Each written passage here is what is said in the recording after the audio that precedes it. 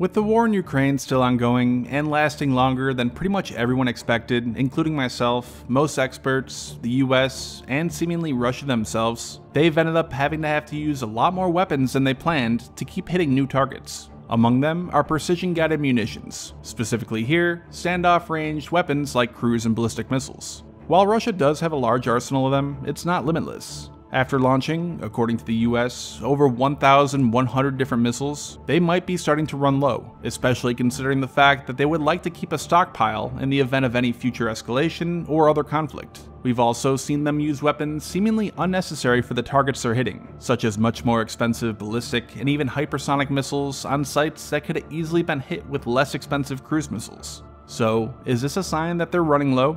But first, our sponsor, Policy Genius. If you have anyone who relies on you for financial support, whether it's your spouse, children, parents, or friends, or even business partner, you need to have life insurance. Even if you're currently single and you want to have a family one day, it's important to get it now, as typically life insurance gets more expensive the older you get. Matter of fact, a relative of mine passed away while his wife had serious medical bills piling up, and he didn't have life insurance. Luckily, other members of the family were able to help, but it caused a lot of stress and disputes. And this is where Policy Genius comes in. They make things easy with a complete one-stop shop for finding and buying the insurance best for you. They even have options to get you covered in as little as 1 week and avoid unnecessary medical exams. So do yourself and loved ones, or your future loved ones, a favor. Go over to policygenius.com/covercabal and see what's available. You can save 50% or more on life insurance by comparing quotes with Policy Genius. Their team of licensed experts can help you understand your options. They also work with you, not the insurance companies, and they'll handle all the paperwork and scheduling for free.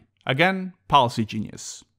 First, a quick overview of the main standoff range conventional missiles Russia has. The main one is the land attack variant of caliber, the 3M14. It's similar in many ways to the US Tomahawk. It has roughly the same range, 1,500 to 2,000 kilometers. It flies subsonic and low, close to the ground to try to avoid detection. It carries a similar size warhead of 450 kilograms, and it's launched from BLS on ships and from submarines. Also, ballistic missiles, such as the older Tochka we've seen them use, which has a shorter range of 150 kilometers and not as accurate. And then the newer, much more accurate, Iskander-M, which has 3 times that range. Then, also a cruise missile variant called the Iskander-K, which fires a missile similar to, if not the exact same, 3M14 caliber. Then, finally, a few different air-launched missiles, specifically the KH-101, which is a stealthy, subsonic missile similar in a way to the US JASSM, and an older relative, the KH-555, which isn't stealthy, both of which are carried by large bombers like the Tu-95 and Tu-160, and then the KH-59, which can be launched from smaller attack and fighter aircraft. It itself is more similar to the US SLAM-ER. It sounds like a lot, but you really need a lot of standoff range, guided weapons in modern warfare. For example, in Iraq, a nation that already had much of its military degraded and air defenses destroyed, the US still used 802 Tomahawk cruise missiles, 153 AGM-86 cruise missiles, which could be compared to Russia's KH-555 mentioned earlier, as well as a few AGM-130s and SLAM-ERs. And then also, if you want to count them, 253 JSOW glide bombs. Those aren't actually missiles, but they are precise and have standoff range. Now, Russia is not as open with numbers and the type of weapons that they've been using, and the war is still ongoing, but roughly 140 total used in the opening strikes, and then according to the US, they've used over 1,100 total. Over 1,000 sounds like a lot, but it really depends on how much of an arsenal they have. The US, for example, is estimated to have some 4,000 Tomahawk cruise missiles alone. But in all honesty, we have no idea how many of these missiles Russia has. They just don't release the numbers. But there have been a few statements, there's estimates, and analyzing manufacturing capabilities that all could give us an idea. First, caliber. One report had them as producing 120 of them in 2018. The Caliber family of missiles has been in production since the 90s, but the modern version that we know began in 2012. Production numbers per year likely vary, just as in the US with Tomahawk, where some years they produce nearly 200 and then other just 60. Also, you have to factor in initial scaling up of production, as well as missiles they've launched in tests and the roughly 100 used in Syria. But a real rough estimate could put their stock somewhere around 600.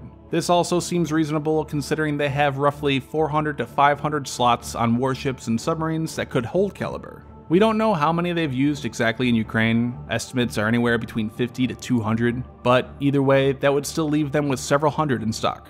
The Tochka ballistic missile is currently being phased out in Russia, so the numbers have been decreasing. Maybe 200 remain. As for the Iskander M, there's roughly 13 brigades, each one has 12 launchers with a missile and 1 resupply, which would imply roughly 312 total.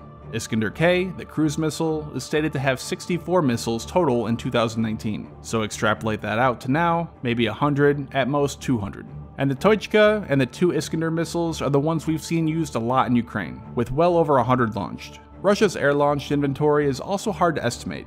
The Kh-59 I haven't seen any verified use of in Ukraine. The Kh-555 are converted Kh-55s to carry a conventional warhead instead of a nuclear one, so how many they have would really just depend on how many they converted. But between the Kh-555 and Kh-101, maybe 500, with many being used in Ukraine.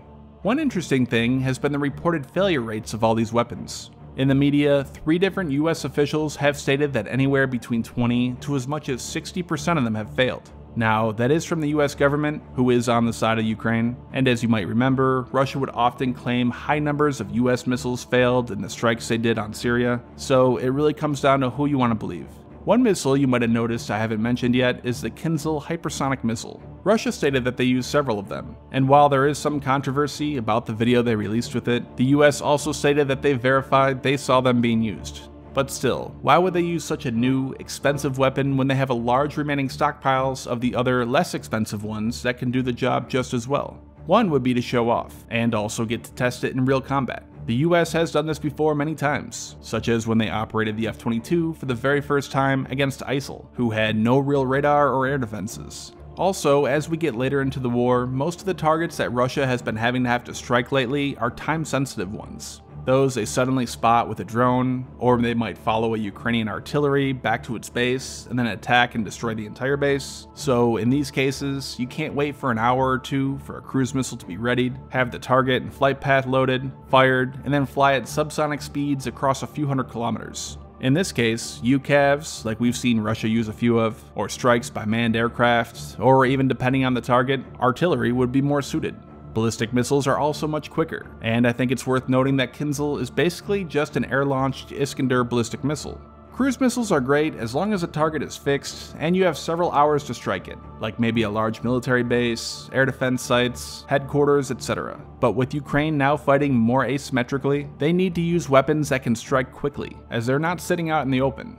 So the use of ballistic missiles on targets where it would otherwise be considered overkill, or utilizing things like rocket artillery to fire massive numbers of rockets to hit a target that could be destroyed by a single PGM, doesn't necessarily imply that Russia is running low on these weapons. Again, the US did state that Russia has launched over 1,100 missiles, however, it did not define what that included. It likely includes anti-radiation missiles to hit radars, something I haven't talked about, or the anti-ship missiles Russia's been using to hit land targets, but possibly even shorter range weapons from aircraft like the Su-25, or even anti-tank missiles from helicopters. But still, Russia does not have an infinite supply. And again, this is a real rough estimate, but it could be that they've used up to 1/3 of their total stocks of those standoff range weapons mentioned. Most of that, though, was during the beginning of the war, when it was going after those large, fixed sites mentioned earlier. After that, they've been used less. But as the war continues to drag on, their stockpiles will continue to be expended. And with sanctions, it could become more difficult for Russia to not only afford to build more to replenish their inventories, but also to buy parts and electronics necessary to build more at all, until alternatives can be found. So in the meantime, as the war continues to drag on, Russia might have to become a little more selective on what targets they strike and what they use to strike them with.